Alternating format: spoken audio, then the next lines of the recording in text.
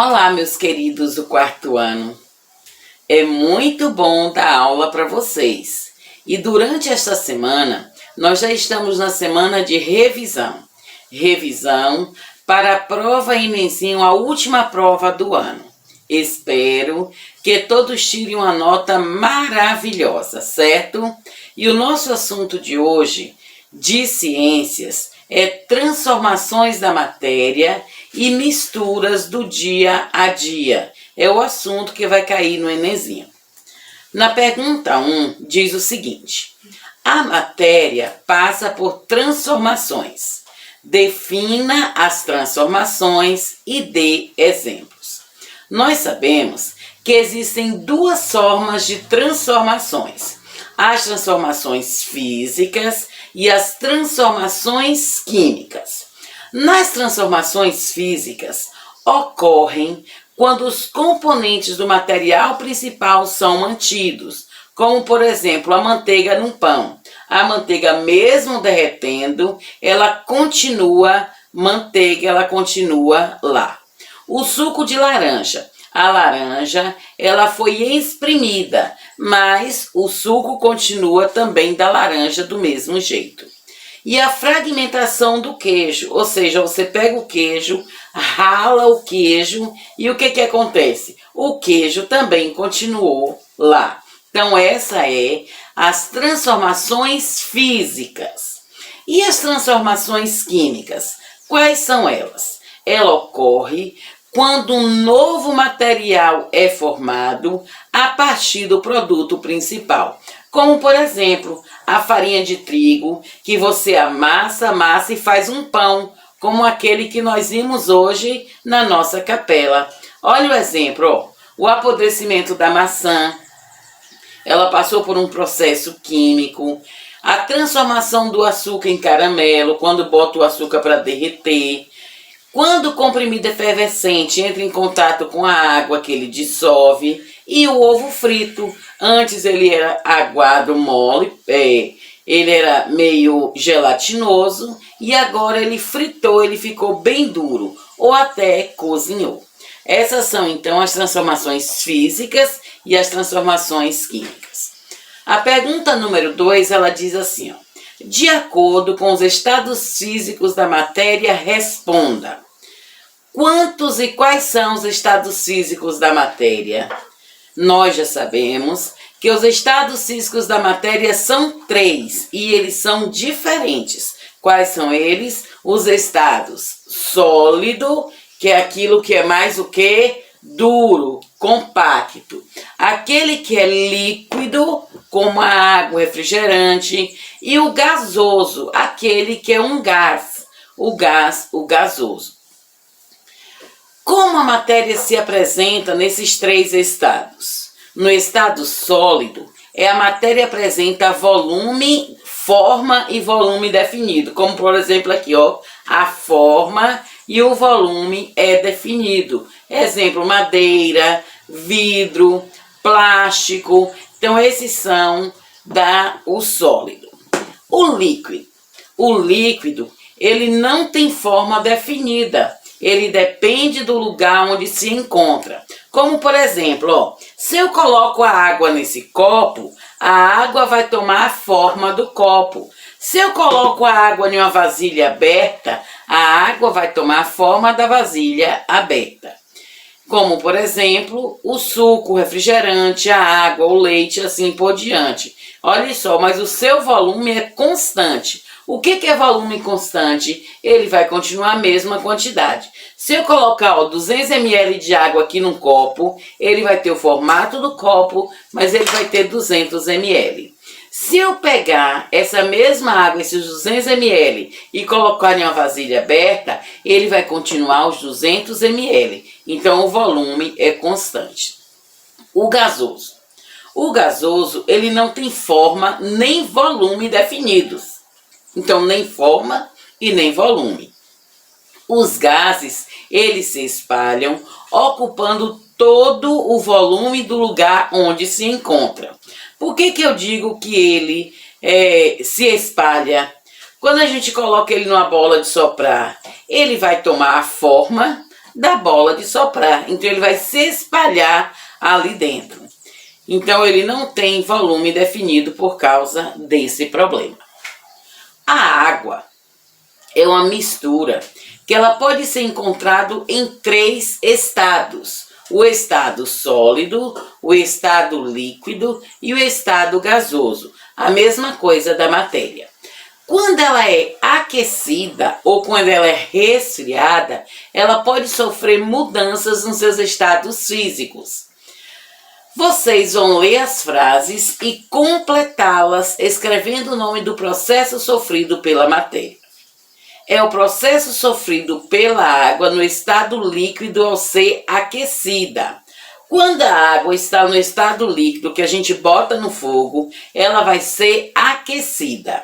E quando ela está sendo aquecida, ela se torna em vapor. Se você deixar muito tempo ela lá no fogo, a panela vai secar, a água vai sumir. Por que sumir? Porque ela virou vapor. Então é o processo de vaporização. Acontece quando um líquido é deixado em um lugar frio, como por exemplo, quando a gente coloca lá, ó, na geladeira. Quando a gente pega alguma coisa e coloca na geladeira, ocorre a solidificação. O que era líquido virou sólido. Solidificação. Ocorre quando um gás é resfriado. Isso é chamado de condensação. Como por exemplo, ó, a água. Quando você toma banho, a água que está quente ali do banho, ela tem alguma que vira vapor. Esse vapor, ela fica ali na parede do box, ela fica ali no espelho, e depois que você vai olhar, aconteceu o quê? Água. Aconteceu água. Então, o gás, que era o vapor, ele foi resfriado e ele condensou. Então, isso é chamado de condensação. A outra mudança, essa mudança acontece lentamente quando a matéria é aquecida, ó, bem lenta, quando é aquecida. Isso acontece com uma poça de água. Quando a poça de água está ali no chão, que aí o sol bate nela lentamente, ela vai o quê? Evaporando. É o chamado de evaporação. Olha a diferença de evaporação para vaporização. Os dois se referem a vapor. Portanto, a evaporação ela acontece lentamente, enquanto a vaporização não. Ela acontece quando ela é aquecida. A alteração da matéria acontece rapidamente quando entra em contato com temperaturas elevadas. É o caso da fusão, é o caso do gelo, que está ali o gelo sólido, e aí quando a temperatura é elevada, ele derrete. Então esse daí é chamado de fusão. Então temos letra A, vaporização, letra B, solidificação, letra C, condensação, letra D, evaporação e letra E, fusão. Número 4, ele vem falando sobre as transformações da matéria. Essas transformações elas podem ser reversíveis. O que é reversível? Ela pode voltar ao que ela era antes. Ou irreversível, quando ela não pode voltar ao que ela era antes. Aí vem ó, o bolo assado. O bolo assado ele é irreversível, porque ele não pode voltar, depois que ele assa, ele não pode voltar a ser líquido. Ou aquele molinho, né? Ele agora vai endurecer e vai virar o bolo. Então, irreversível. O sorvete de chocolate. O sorvete de chocolate é reversível. Por que ele é reversível? Porque se você deixar ele descongelar, ele vai virar suco de chocolate. Ou ele vai virar Nescau chocolate aí. A laranja que apodreceu, ela é irreversível, porque jamais ela pode voltar ao que era antes, boazinha e sã.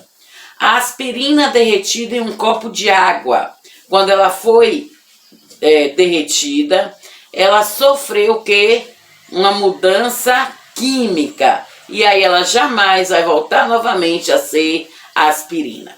O pozinho de suco, após ser misturado com água, ele também é irreversível, porque se ele foi misturado com a água, ele derreteu na água, ele não volta mais a ser pó.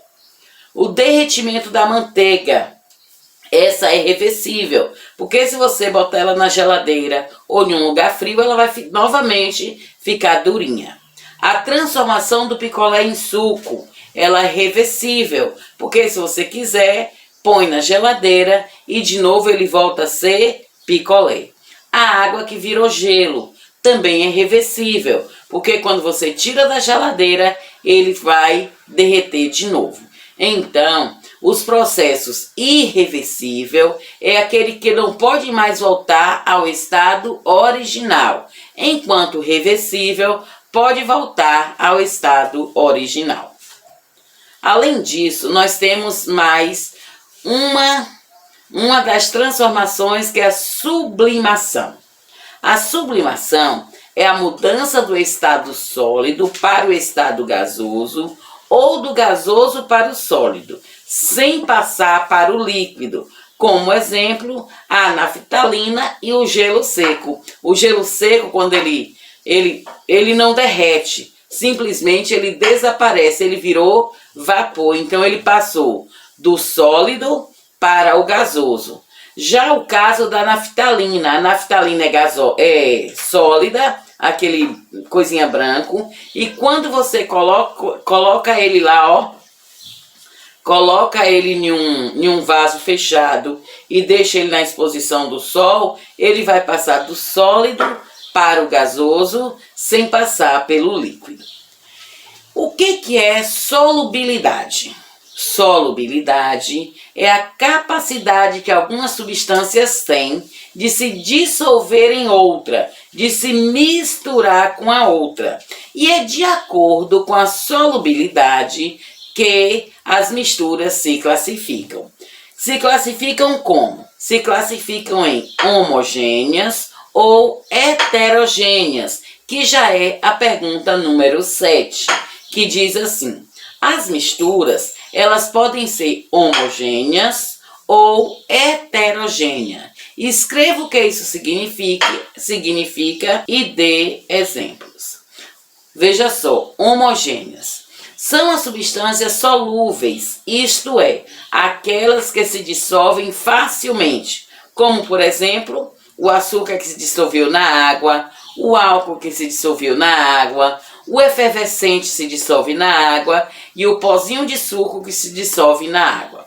Nós podemos ver aí, ó, que a água é o solúvel universal. Ela pode ser um líquido para dissolver várias coisas. Então, homogênea é aquela que tem a capacidade de se dissolver ou se misturar facilmente.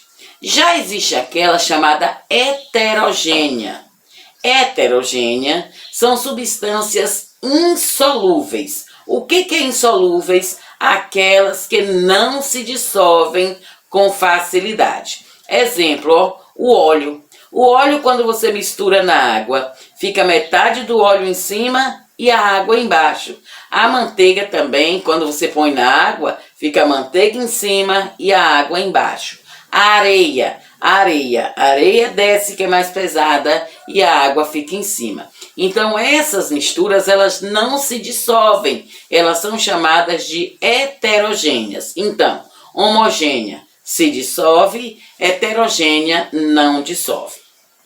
A 8, ela diz assim, ó: quais as misturas compõem os objetos abaixo? Nós sabemos que todos os objetos, eles são feitos de misturas. Essas são as misturas do dia a dia. Às vezes tem aquelas substâncias que são boas, gostosas, como eu expliquei, o sorvete, o bolo e outras coisas. E também existem outras, como o concreto, o ar, o adubo, o bronze e o granito. O concreto. Quais são as misturas para ter o concreto? Para ter o concreto eu preciso de quê? Areia, cimentos, pedras britadas e água. Para o ar, como é que o ar é composto? O ar é uma mistura de gases, dentre eles, ó, nitrogênio, oxigênio, gás carbônico, argônio e outros bem pouquinhos que são insignificantes. O adubo químico. O adubo químico, ele contém, nitrogênio, fosfato e potássio. O bronze. O bronze, ele contém, o cobre e o estânio. E o granito, ele contém quartzo, mica e feldespato. Então, essas são as misturas desses objetos. Então, a resposta ficou C, A, D, E e B. A pergunta número 9. Nós sabemos que as moedas, ela também é feita por misturas. De que são feitas as moedas em circulação no nosso país? Nós também sabemos que essas moedas, elas têm duas famílias. A primeira família e depois a segunda família. A primeira família de moeda, ela era feita de aço inoxidável, que é uma mistura de carbono, ferro e níquel. Então, de aço inoxidável, que era carbono, ferro e níquel. Já a segunda família de moedas, elas eram misturas diferentes, como, por exemplo, a de 1 centavo e a de 5 centavos. Ela é de aço revestida com cobre. A de 10 centavos e a de 25 centavos, aço revestida com bronze. A de 50 centavos, cobre e níquel e aço inoxidável. A de R$1, a de R$1, bronze e aço inoxidável.